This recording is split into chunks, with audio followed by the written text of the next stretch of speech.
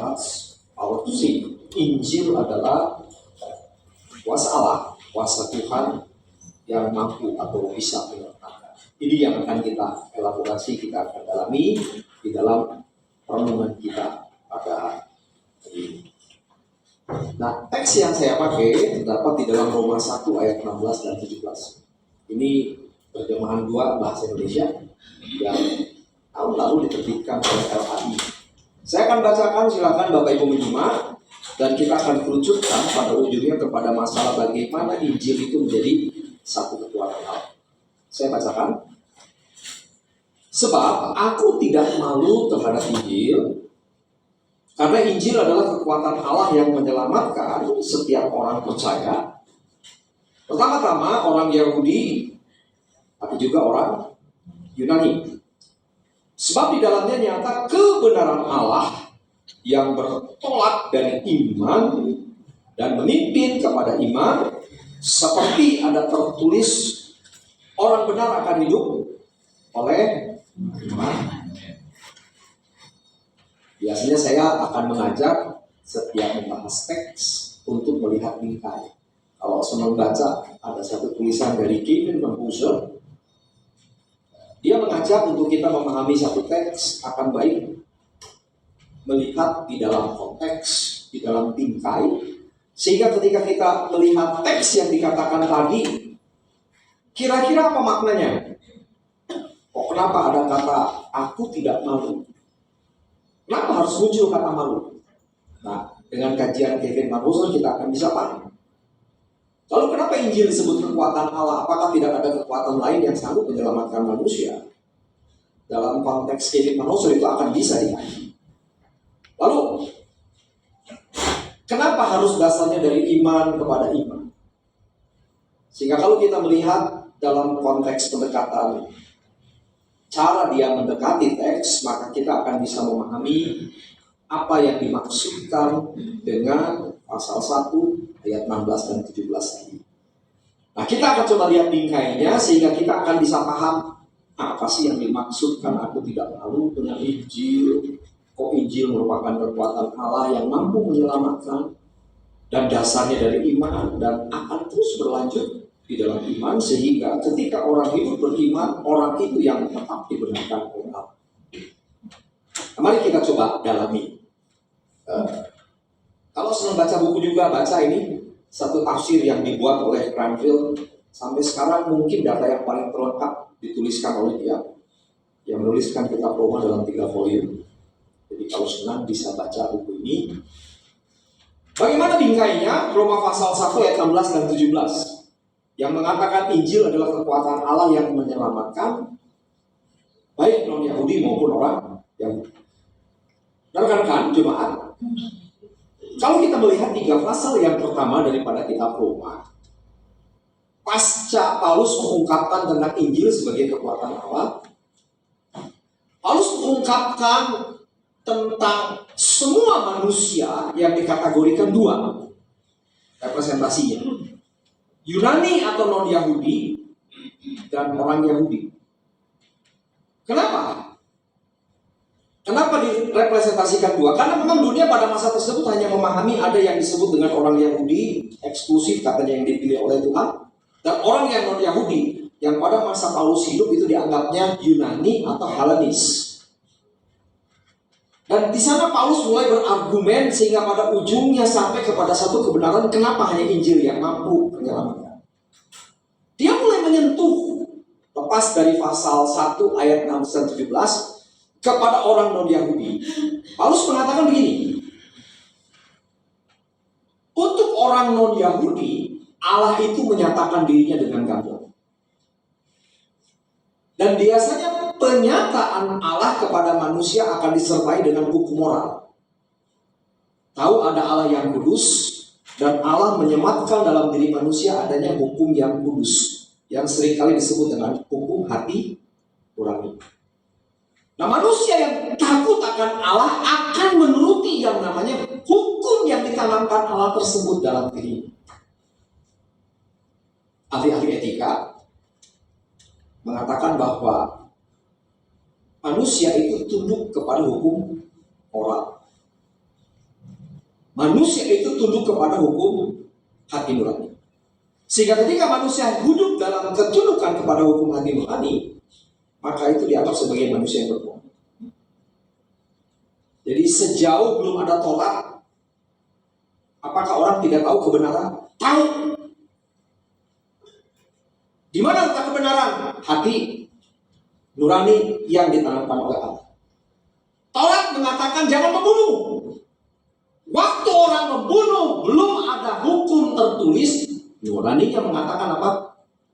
You are wrong. Kau salah, engkau dosa. Mencuri, kau mencuri ya. Bahasa Inggrisnya ceceraman. Bahasa basi.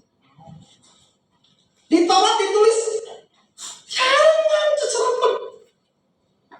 Nah, orang yang gak punya hukum Taurat melakukan itu, ada yang menuduh nggak kira-kira?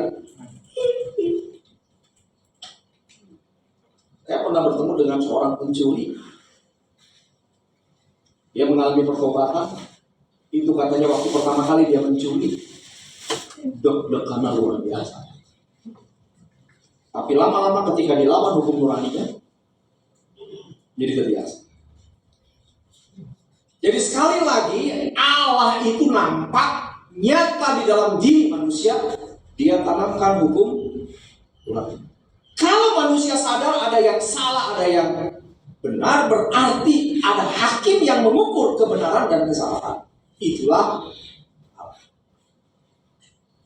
Nah, problemnya sekarang dalam argumen Paulus di dalam pasal 2 dan 3 kitab Roma, apakah ketika manusia paham akan hati nurani yang menunjukkan benar dan salah, manusia melakukannya?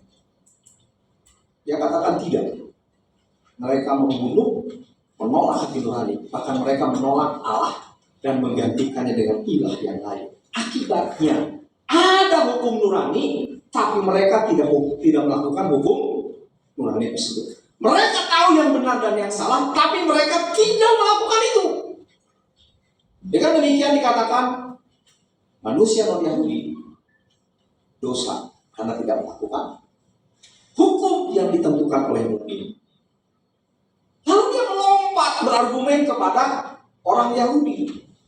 Nah, kalau memang orang non-Yahudi yang gak punya Taurat, tapi punya Taurat yang tertulis di sini, lalu sekarang kamu orang Yahudi yang dipilih Allah, diberikan Taurat sehingga tahu dengan jelas jangan membunuh, jangan mencuri, jangan menginginkan, dan bla bla bla.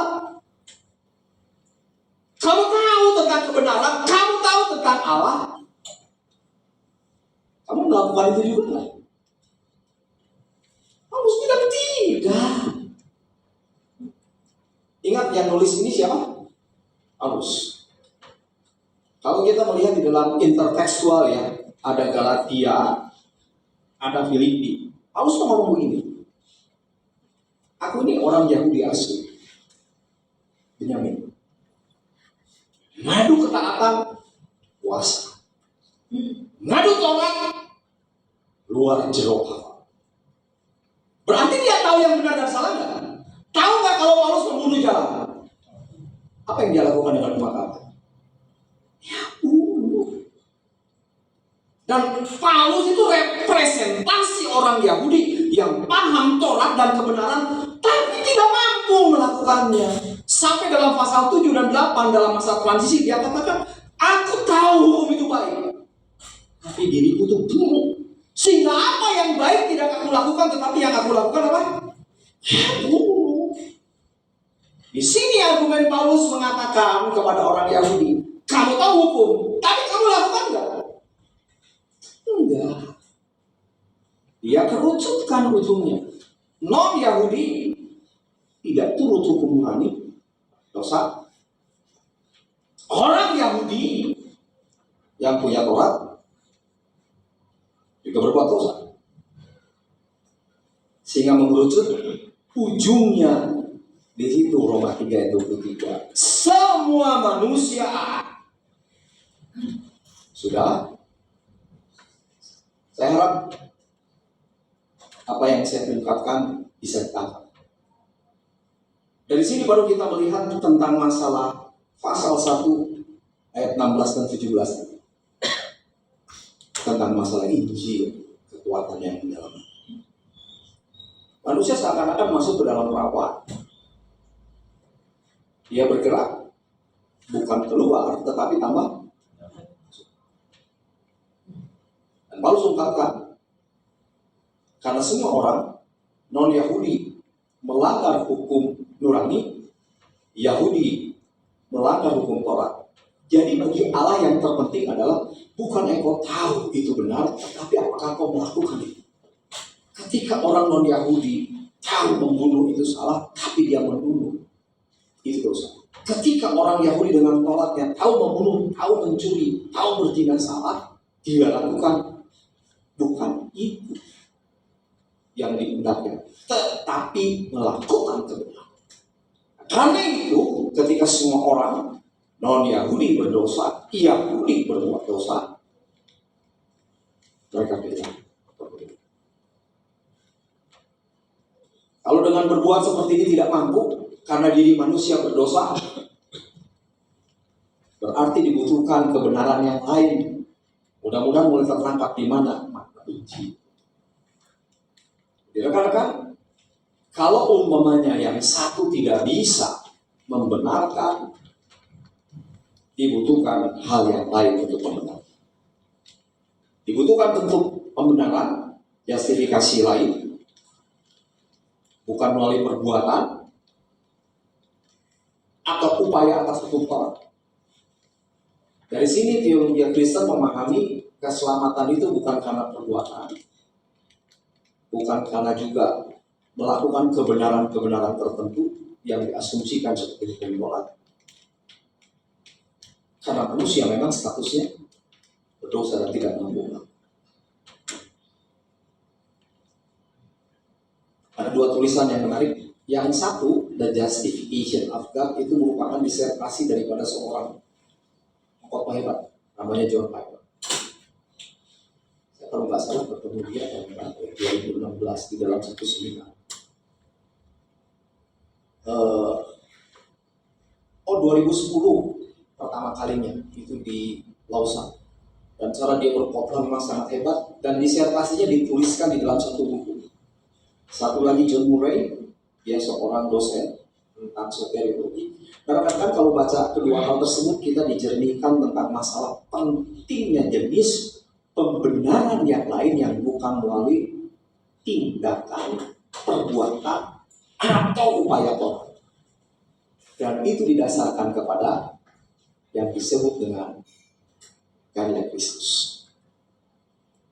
Jadi karya Kristus itu dasar pembenaran di hadapan Allah, dan pembenaran ini bukan atas dasar seseorang melakukan amal, tindakan-tindakan moral tertentu, bukan juga karena melakukan hukum Taurat, tetapi melalui iman atas satu karya yang sudah dilakukan oleh Kristus. Karena itu kalau saya kembali, ada tulisan atau buku yang dituliskan di sini oleh Murray, Imputation of Adam's Sins. Jadi ketika Kristus disalib, kutuk dosa terhadap manusia ditarik, itu diletakkan di dalam Kristus, sehingga dia yang tidak dosa dijadikan dosa. Ini menjadi pengganti. Tetapi yang menarik, kebenaran yang Kristus miliki ketika orang menerima kebenaran Kristus, itu diimputasikan kepada mereka yang berdosa. Ini yang membuat Martin Luther bingung ketika melihat Roma pasal 1. Martin Luther itu seorang Katolik, profesor hermeneutik. Dia meyakini kalau keselamatan itu bukan hanya Kristus, tetapi juga ada yang namanya perbuatan. Nah, satu kali dia membaca Roma 1 ayat 15, 16, 17. Kebenaran Allah itu dinyatakan melalui karya Kristus. Itu bukan karena perbuatan. Ya bingung. Karena filsafat Yunani mengajarkan predikat seseorang, keberadaan seseorang itu ditentukan karena perbuatan. Contohnya begini. Saya disebut pencuri kalau saya sudah mencuri.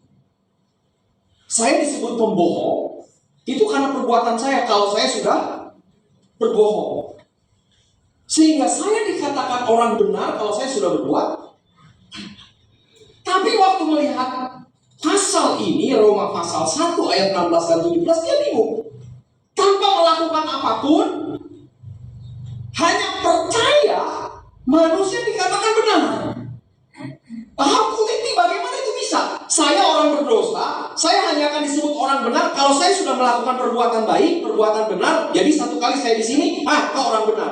Tapi ini tanpa perbuatan baik, tanpa lakukan apapun yang bermoral, percaya Yesus, nah di sini kamu langsung benar. Dan itu membuat dia bingung. Berarti ada satu ajaran yang diungkapkan oleh Paulus yang tidak pernah aku pahami, bahwa ada jenis kebenaran yang lain yang aku tangkap, aku bisa ambil, aku bisa nikmati tanpa aku harus melakukannya. Dari situ muncul di dalam kitab Roma lebih dari pemenang. Waktu saya berpikir lebih dari pemenang itu apa sih maksudnya? Saya gambarkan kepada rekan-rekan. Satu kali seorang petinju hebat, katakan Muhammad Ali, bertarung. Setelah bertarung, dia menjadi juara, memenangkan sejumlah uang. Dia bawa uang tersebut ke rumah. Dia simpan di lemari. Waktu dia simpan di lemari, dia pergi mandi. Dia memiliki istri. Istrinya akan pergi berbelanja. Butuh uang kan? Dia tinggal pergi ke lemari. Dia buka lemari. Ada apa? Kepeng. Tinggal tarik. Berapa dia mau? Pergi belanja. Harus bertarung gak sang istri? Siapa pemenang? Muhammad Ali. Sang istri lebih di pemenang. Di mana-mana istri lebih daripada pemenang dibanding pemenang.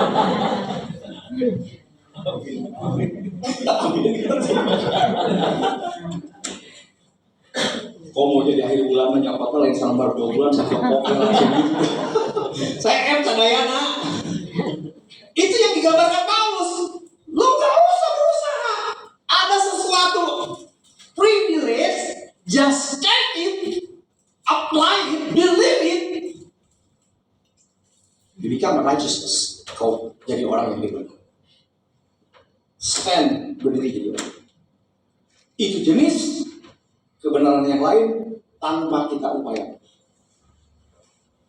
Tetapi orang menolak ini, maka orang akan tetap di dalam dosanya. Kematian, tapi di dalam Kristus yang menerima akan hidup.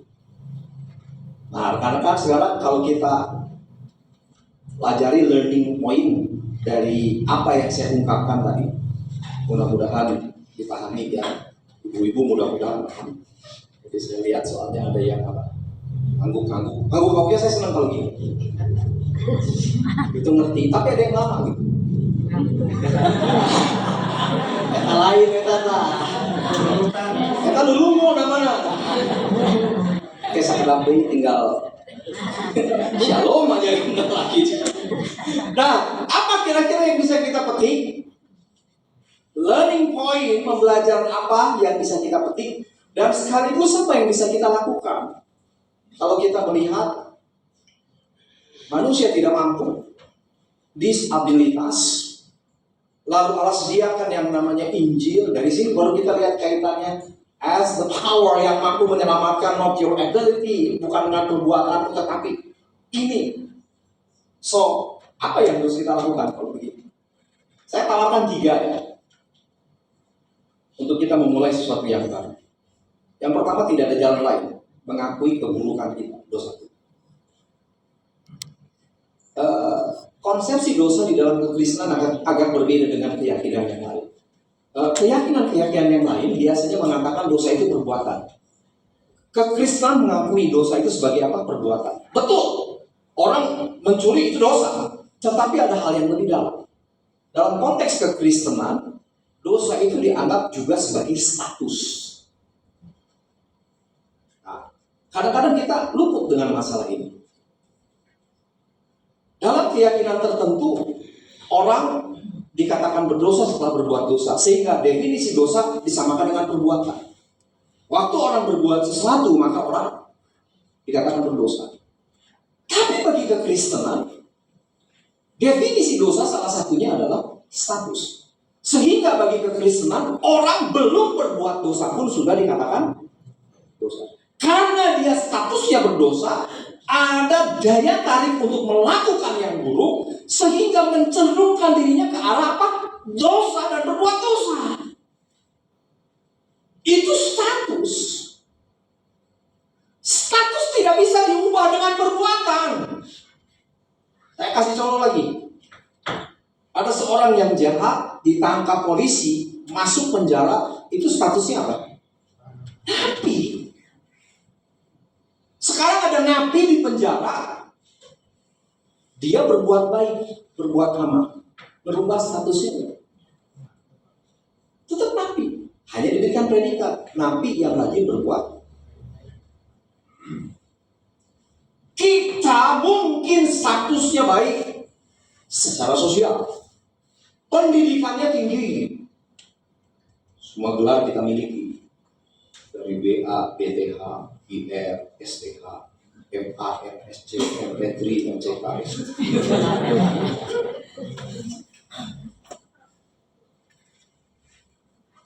Tetapi itu tidak bisa menggantikan status itu. Kita tetap di hadapan Allah.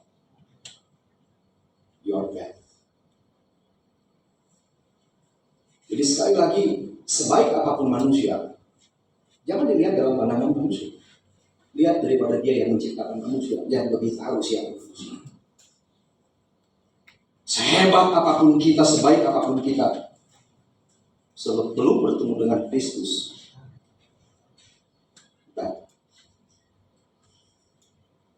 saya pernah lihat di YouTube, ada orang yang senang dengan pet, khususnya raja-raja di Arab, itu bisa menaklukkan yang namanya singa. Apa itu singa itu kelihatannya baik, lurus.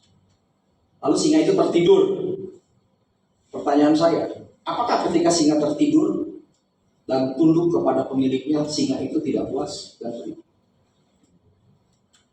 Oke, coba. Sugeng salam. Jangan. Manusia mungkin bisa lumpuh, bisa main, tapi Allah itu nggak bisa tertipu matanya. Sama dengan kita lihat singa yang punya bilang, oh baik tuh buat jemput-jemput, coba kita deketin, gitu-gitu. Pasti lain hasilnya. Sehingga yang dibutuhkan adalah pahami diri kita very, very buruk. Nah, rekan-rekan, kalau kita sudah sadar seperti ini, ke gereja mau apa tantang petempe, kita nggak akan merasa gereja ini, atau aku hadir di gereja ini, atau gereja ini ada karena gara-gara aku. Semua manusia sama-sama. Dan itu langkah penyadaran butuhnya kita kekuatan lain, kuasa lain yang melampaui kepintaran, status kita, kehebatan kita, dan apapun yang kita miliki. Yaitu apa? Injil. Sehingga langkah yang kedua, one way. Saya buruk. Yang bisa menyelamatkan hanya, saya gambarkan ya. Tadi orang masuk rawa. Apa yang bisa dibuat orang itu untuk selamat dari rawa? Otak goyangnya terus. Semakin cepat goyang, semakin cepat sudah. Hanya satu cara untuk menyelamatkan orang tersebut dari rawa. Harus ada orang yang di luar rawa. Sesederhana pun orang yang di luar rawa, itu kesempatan untuk dia hidup. Dia yang akan bisa tarik keluar. Sadarkah hari ini kita itu seperti ini? Semakin kita berbicara tentang masalah moral, kepinaran, budi, dan apapun yang bisa kita jual, sebetulnya itu upaya untuk kita coba keluar daripada rawa. Paulus mengatakan sudah jelas pakemnya begitu. You are bad, wrong. That's what you mean.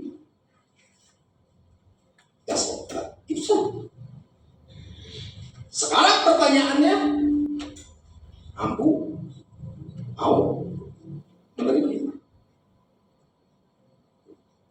Di sini yang dimaksudkan Yesus sebagai solusi. Jadi sekali lagi, as believe, percaya pada kelahiran.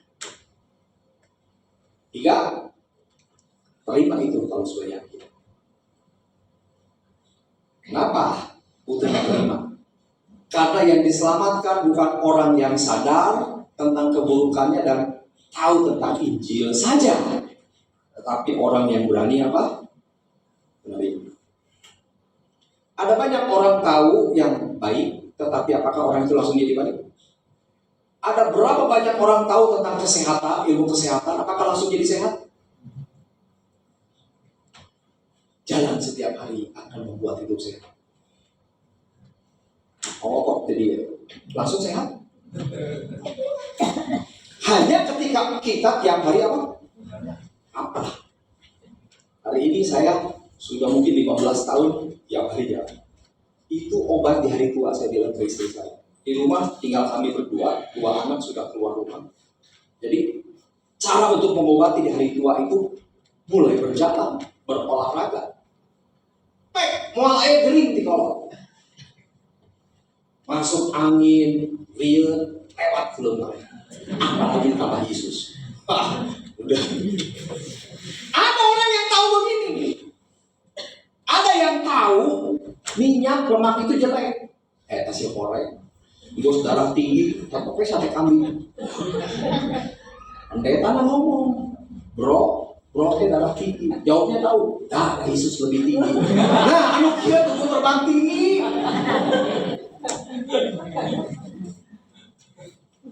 Sorry, saya agak bodoh, soalnya jarang ketemu di sini BBA kan. Saya punya seorang teman, satu kali dadanya sakit. Waktu dadanya sakit, dia datang ke dokter. Dokternya bilang dan melihat dia dengan serius, dia merokok ya? Ya dok, berhenti merokok. Dadaku akibat rokok. Dia bilang, aduh dong, saya dari kecil merokok nggak bisa. Dokternya diam. Terus dia kata-katanya begini dari dokter, kalau you tidak berhenti merokok, rokok akan diberhentikan. Wih, kata-katanya galak itu. Ada pepatah Singapura mengatakan begini, orang yang merokok itu rambutnya nggak pernah putih. Eta yang memadai kieunya, orang mending ngarokok terus sama hidung terus. Bukan itu. Alkohol. Lebarlah umur. Saya belum sehat. Saya juga kadang-kadang bingung lihat orang ngerokok. Sedot, kapan dipunya? Kata orang ngerokok itu katanya untuk orang bertahun. Kan gak jelas kan. Merokok dapat rusak, tetap premium.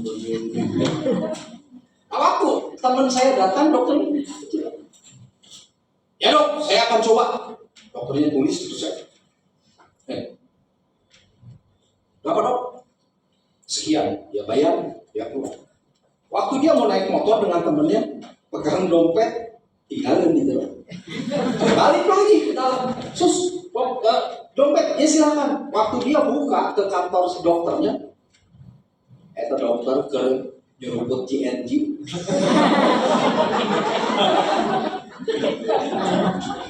Maksud saya apa? Ada banyak dokter yang tahu itu jelek. Saya tidak bicara dosa ya, ini tidak bicara dosa, tapi buruk. Tapi tahu. Berapa banyak orang tahu Injil? Dan itu hanya kesempatan terakhir kita untuk bisa kita datang ke surga.